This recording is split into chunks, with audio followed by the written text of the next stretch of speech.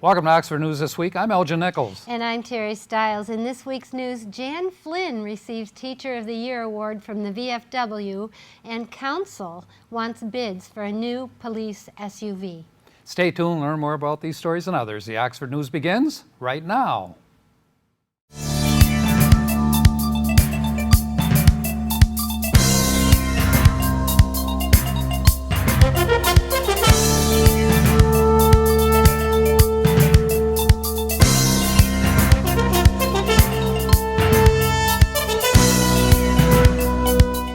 Recently, many businesses in downtown Oxford has been closing their doors. Oxford's Wine and Beverage closed at the end of last year. Pink and Charlie shut its doors last Monday, and Bead Different Boutique has posted going out of business signs. In an effort to preserve Oxford's remaining businesses, a group of local mothers and business owners are planning a special event called Experience Oxford. The event will run from Friday, April 20th to Sunday, April 22nd. The idea is to promote a variety of goods and services available in Oxford by encouraging people to stroll the streets and explore the business community. Any Oxford business is welcome to participate in Experience Oxford. The Oxford Village Council is considering the purchase of a police sport utility vehicle. Before the 2018 Chevy Tahoe is purchased, however, the council wants to see written bids. The council voted 4-0 to request Police Chief Mike Sowald find 3 written quotes for the vehicle cost and 3 quotes stating what it will cost to outfit that vehicle based on the police department's needs. On January 20th, Oxford Middle School Choir Director Jan Flynn received a Local Teacher of the Year award from North Oakland Veterans of Foreign Wars Post 334. The award recognizes 3 exceptional teachers for outstanding commitment to teaching Americanism and patriotism to their students. The plaque states that Flynn is recognized for her excellence in promoting citizenship, education, and patriotic principles of the veterans of foreign wars. Local wells had a foul smell, according to both the Addison Township residents and the township officials.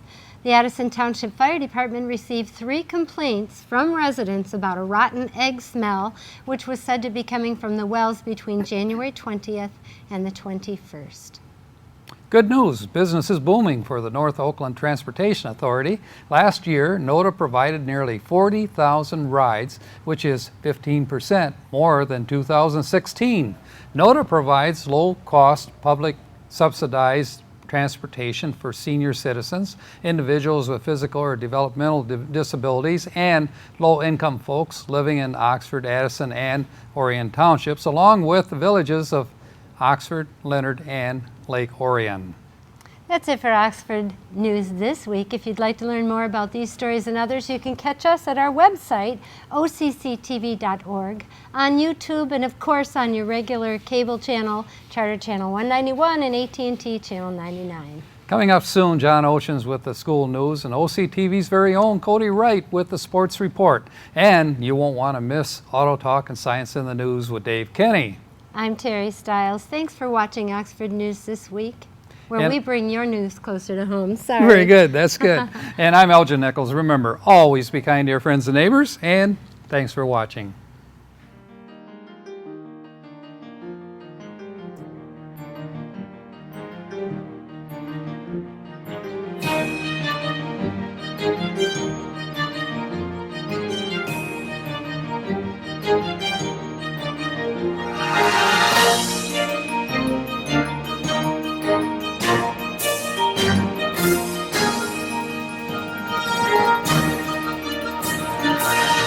Welcome to Science in the News. I'm Dave Kenny, and these stories are taken from the publication New Scientist.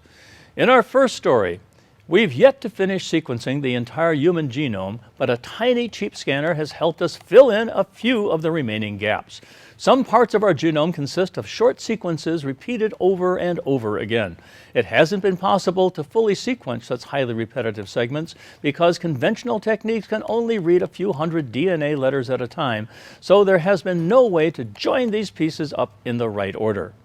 But The MinION, and that's not minion, the way it's spelled, sequencer made by Oxford Nanopore Technology in the UK can now read over 1 million DNA letters at a time, says Matt Luce at the University of Nottingham in the UK. His team is the first to use it to sequence a human. Although the scanner is less accurate than other sequencing methods, it is fast improving. It's quite cool that you can sequence the human genome on a sequencer you can throw in your pocket, says Luce. However, portability isn't a big deal for reading human DNA, he admits. Samples can be sent for sequencing elsewhere, for instance. But portability can be a plus for biologists in the field who need quick answers, such as those investigating Ebola outbreaks. Wow. In our next story, the world's continents arrived in a blaze of fury.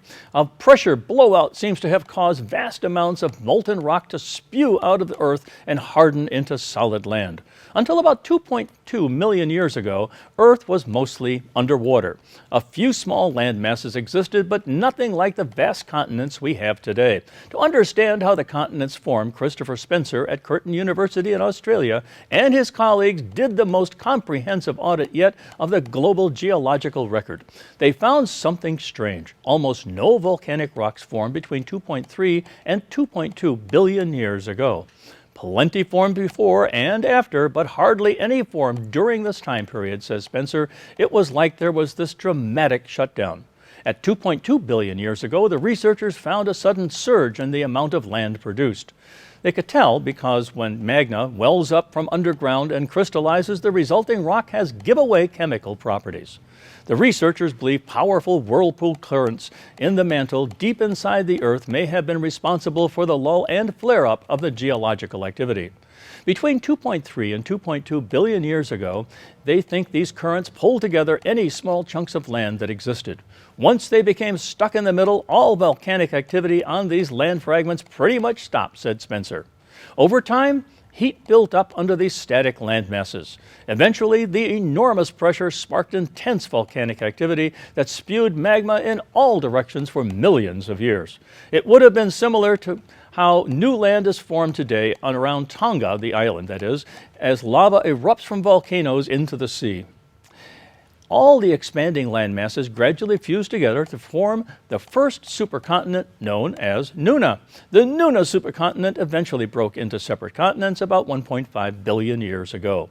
Ever since, the continents have been continuously coming back together and breaking apart. This is called the supercontinent cycle. The second supercontinent was Rodinia, which formed about 1 billion years ago. The third was Pangaea, which emerged about 300 million years ago. The next will be Amasia, when Asia and North America start to fuse in about 50 million years' time. It is still unclear why the supercontinents keep breaking up and reforming, but currents in the mantle probably play a role, says Spencer. Previous research has pointed to a push and pull relationship between these currents and the continents, which could explain the supercontinent cycle. Wow. In our last story, joggers have unwittingly revealed the location of secret military bases by sharing their running routes with the fitness tracking app Strava. Last Monday, it emerged that heat maps released by the company, which show the aggregated routes of runners around the world, reveal the outlines of military facilities traced by people running around their perimeters. The maps show a popular running route along a river in Pyongyang, North Korea, as well as the outline of an embassy compound in the city. U.S. military bases are also shown, including Camp Lemonnier near Djibouti City, from which drone strikes into Yemen and Syria are launched. But the maps also reveal more sensitive information. Jogging routes near the camp trace a compound that doesn't even appear on normal maps. It is thought to be a CIA black site. Strava has defended its right to publish the data because users had already made it public and suggest military users opt out of the heat map. Do you think? Well, that's it for this edition of Science in the News. I'm Dave Kenny. Stay tuned to Oxford Community Television. Are you a movie buff? A gamer? A fan of music? Or do you just enjoy all things media? Then you should watch Media Maniacs on Monday through Friday at 3:30 and at 11:30 on the weekends, right before the all-night movies. Remember, Media Maniacs. They review everything, and they're just crazy enough to do it.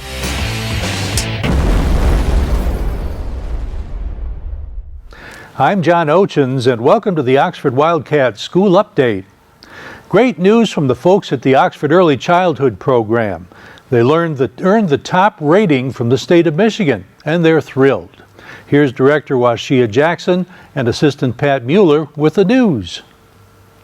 We got a 5-star rating. Yay! It's very exciting. It's very exciting. Through the Okay, great now start for to those of us who don't know about these things, explain, please. So a 5-star rating is the State of Michigan Great Start to Quality initiative to rate early childhood programs from a star of 0 to a star of 5, and it's based off professional development, curriculum and assessment tools, professional development, staff qualifications, children's outcomes, children outcomes, implementation, licensing, and the highest you can get is a 5-star. How often do you have to go through this? Once every 2 years. So once you receive a star rating, to become a 5-star, you have to have a PQA, which is a preschool quality assessment tool with a score of at least a 4.5, and we blew it out of the park. We did. So we were able to get 5 stars, and that's pretty huge. It is. Not very many all programs. childcare, all licensed childcares and preschools in the state of Michigan must participate with this program. So, especially if you're getting state funding, you have to participate, and really based off of your star rating, it will determine how much money you can receive from the state if you get subsidy. So the higher your rating, the higher the allocation you will receive per student, which is pretty huge, especially for home care providers and for center providers. In addition to that, they want you to know they've made more openings available in the 4-year-old preschool program. Oakland Schools, who also works with the Michigan Department of Education, funded us for another 8 students so that we can they're available at Clear Lake Elementary. Full-day program, highly qualified teachers, and no cost to parents, because it's how important this kindergarten readiness is. Because we know if kids enter school ready to succeed, that then by that 3rd grade there's not gonna be a retention problem. Now, when will that be available? Now, like today. Right. Like, people need to call us. While we were there, we covered a number of topics, including one about sister classrooms. So the sister classrooms provide opportunities for early childhood teachers to collaborate. Being inventive to find ways to get teachers to plan together, reflect, look at data. Move forward. Can be kind of expensive. To say the least. So what we did was we took our teachers and they worked together, and they come in and they relieve each other for an hour during nap time, while the other teaching team gets to go out and plan and have meetings with the coordinator, have reflection time, write lesson plans, and really look at data to improve instruction. It has been very successful. It really has. To see teachers who are really learning how to use the tool and have a group of supporting teachers to sit down and to kind of walk them through that process. Well, that's what supported our 5-star rating. Absolutely. Because that kind of collaboration doesn't happen all the time. High school robotics is in full swing as we get into competition season. Our team Torque 2137 is warming up for the latest game, which is called Power Up. Teammates Angelina Hanser and Arheli Mendoza fill us in. And the goal of this game, or frankly how to win, is that we need to balance our small scale over here, which is called the plate. We have to gain control of our small scale here, which is our plate, and take control of this big scale here, which is the scale. So what kinds of stuff do you have to make your robot able to do? Well, our goal for this is to be able to pick up these small boxes, which we have right here. They're small milk crates, and they are our power blocks. and those will help us to balance out the scales in our favor. And we need to make sure that with our robot, we want to make sure that we can pick up the boxes and be able to place them. That is the basic idea. Regional competitions are on March 8th and 9th in Waterford and March 23rd and 24th in Belleville. Then, if they qualify, it's states April 12th and 14th in Saginaw, then the big one, Worlds in Detroit on April 26th through 28th. Good luck, guys. That's the Oxford School Update for this week. This is Oxford Community Television, keeping it local. Do you love your community? So do we. Tune in our community access Monday through Friday, 9:30 and 1, and again at 7, Saturday at 9:30 and again at 7:30, and Sunday at 7. From new businesses to special events and everything in between, join the station that cares about our community. What's going on, Oxford fans? Cody Wright back once again to give you your sports report. Well, it looks like we are having a very successful winter season so far. Last week, we went over the success of both boys and girls bowling, so let's dive in and see what good news we have this week. Well, first off, we want to congratulate the wrestling team on sealing the Oakland County Championship title for the second year in a row. Last year was the first time in 15 years that we brought this title back to our hometown, and on top of that, we had 10 placers overall in the competition. In first place was Ryan Miller and Devin Trevino. Runner-ups were Matthew Curtis, Ashton Anderson, Liam Hillary, Joe Vaccaro, Sergio Borges, Trent Meyer, and Austin Schlicht. And in fourth place was Caleb Tabert. Once again, like I said, I would like to congratulate all these athletes and coaches on all their hard work. Also, the girls swim team had a record-breaking season this year.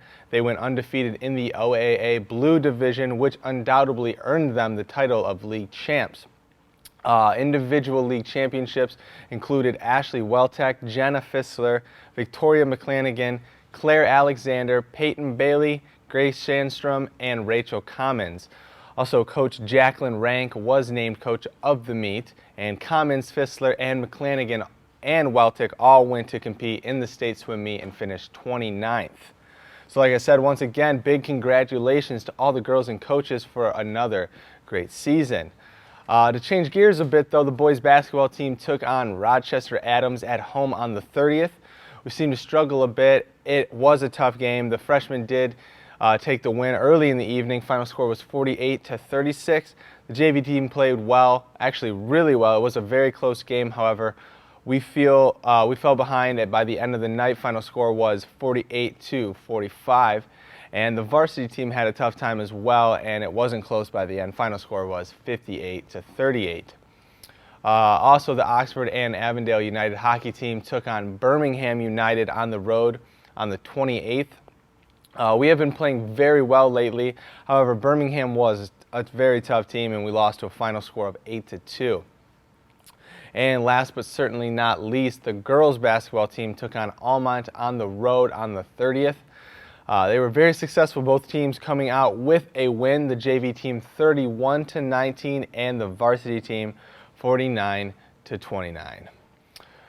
And that should just about do it for this week's report. Like I said before, go to oxfordathletics.org for any additional info on these events and more. Once again, that is oxfordathletics.org. While you're at it, check us out at occtv.org. We post our coverage of the events on our YouTube page, which can be accessed through the website. Once again, that is occtv.org. And that should just about do it for this week's report. Until next time, I'm Cody Wright. Go Wildcats.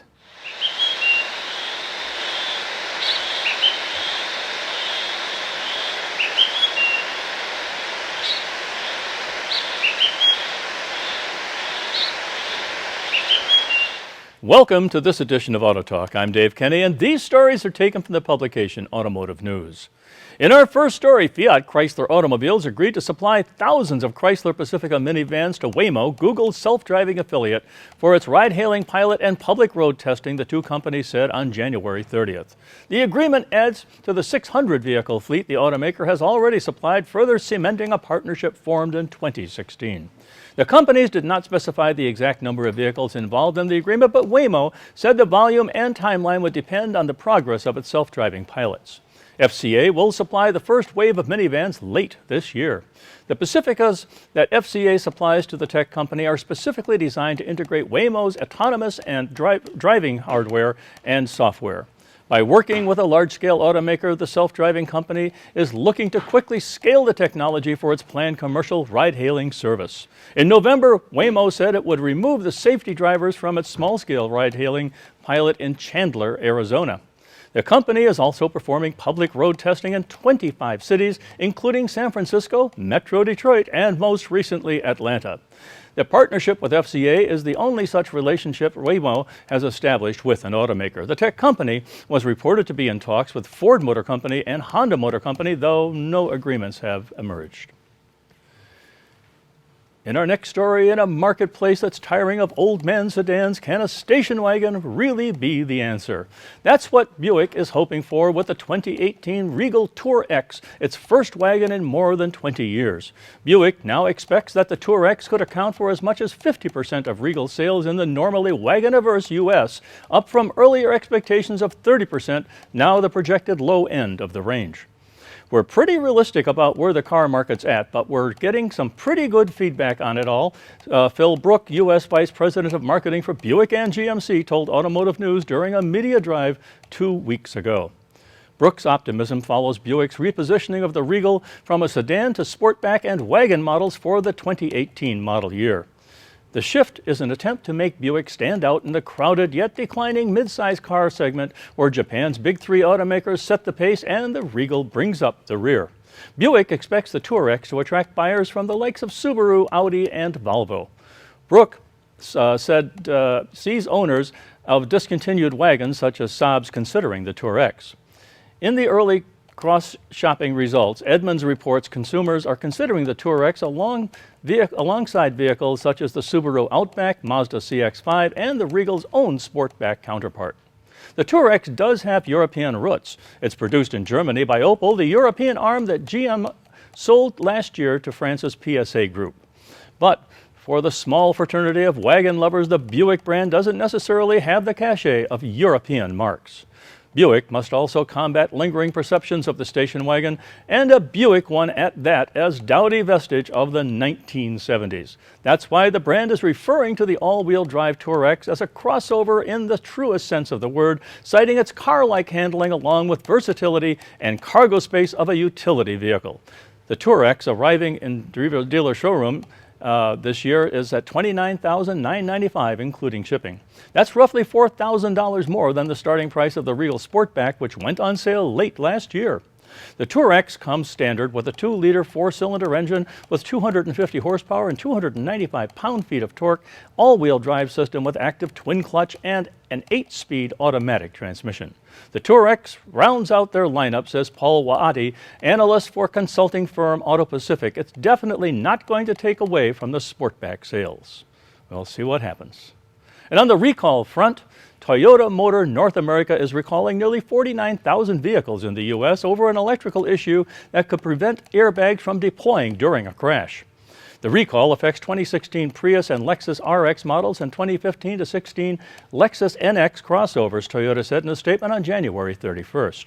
In the airbag systems of the affected vehicles, an open circuit could be created over time, Toyota said in a statement, causing the airbag light to turn on, in which case the side and curtain shield airbags and front airbags may not deploy. Owners of the affected vehicles will be notified by mail starting in late March, Toyota said.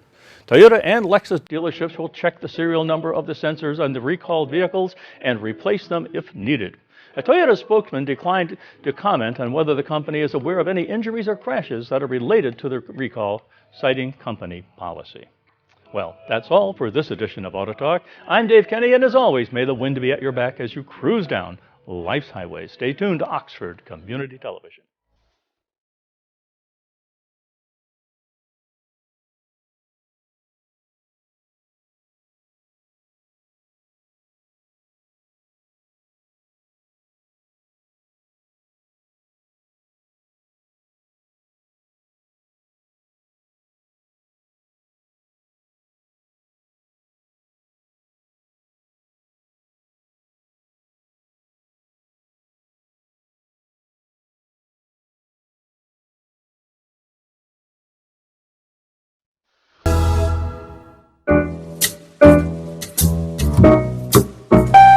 We here at OCTV cover the local events and government meetings of Oxford, Addison, and Leonard.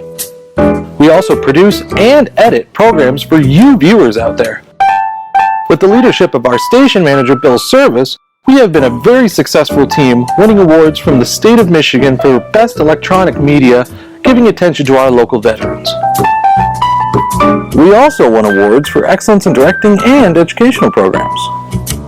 With the help of our great new equipment and our technical directors, we write, produce, and broadcast our local news for you. Without our production manager, Terry Stiles, our channel and station wouldn't be the well-oiled machine it is today. She coordinates the editing assignments and shoot schedule with our editors and camera people.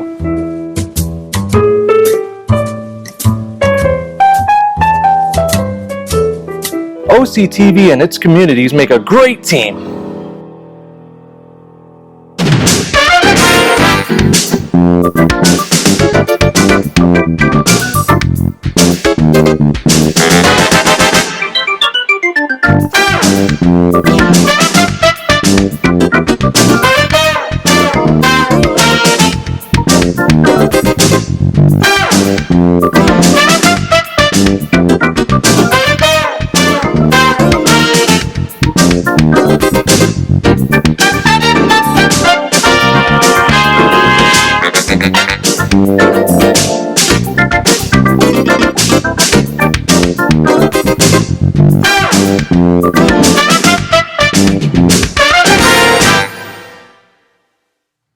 Hi, I'm Brandon Sink. Welcome to your weekly calendar of events where we feature all of your events for Oxford and Addison Township, including charities, special fundraisers, and general community information. If you want your organization to have a name for itself, contact us at 248-628-9658 or go to our website at occtv.org if you'd like any assistance putting your company on the map. Check out the Oxford Library's schedule of events, which include activities the whole family can enjoy. This month, the library is hosting a special Hemingway exhibit. The exhibit explores the years Hemingway spent in Michigan, and the clock is ticking. And if you haven't done so already, make sure you come down for a visit, because after January 31st, they will no longer be there. And maybe you aren't interested in the Hemingway exhibit. That's perfectly fine, because you can plan for other events by checking out their website calendar by going to miop.org or by calling them at 248-628-3034. Most importantly, the library will continue to host its Thursday night music for your ears to enjoy. If you feel like defying the laws of gravity, head on down to the Urban Air Trampoline Park. You might just think to yourself, is it just trampolines? No, it's much more. They have arcades, escape rooms, and they're currently installing a go-kart track. You can also schedule birthday parties along with other events. For more information, call them at 248-850-1077 or email them at parties@urbanairoxford.com. And located on 1125 South Lapeer Road in Oxford, Michigan, the Harvest Time Farm Market and the Canine Stray Rescue League host dog adoptions on the first and second Saturdays of each month from 11 a.m. until 2 p.m. You have the opportunity to help find loving homes for these stray dogs. They also work with organizations that use dogs to assist civilians with disabilities, as well as U.S. custom agents. If you're unable to adopt, that's perfectly fine, because Canine Stray Rescue League can always use volunteers. For more information, go to k9stray.com or call 248-628-0435. And if you own a business or belong to an organization, you can become a sponsor or underwriter for OCTV. A promotional spot will be created just for you, and our broadcast announcers will give you continuous recognition at all games and events. It's a great way to show your community support and promote your business or organization. For more information, contact our service manager at billservice@248-628-9658 or email him at occtv.org. And also, don't forget, you can locate our TV schedule by going to our website and clicking on schedule. Once you're there, you'll find a great list of OCTV programs, dates, and times. One program I recommend that you check is all of the programs. They're too good to miss, and maybe you aren't at home all day, but when you're on the road, you can always browse through and subscribe to our YouTube channel to find an endless amount of entertaining content. I'm Brandon Saint, and this is OCTV's weekly calendar of events. That's all I have for today. Stay warm, drive slow, stay safe. Thanks for watching.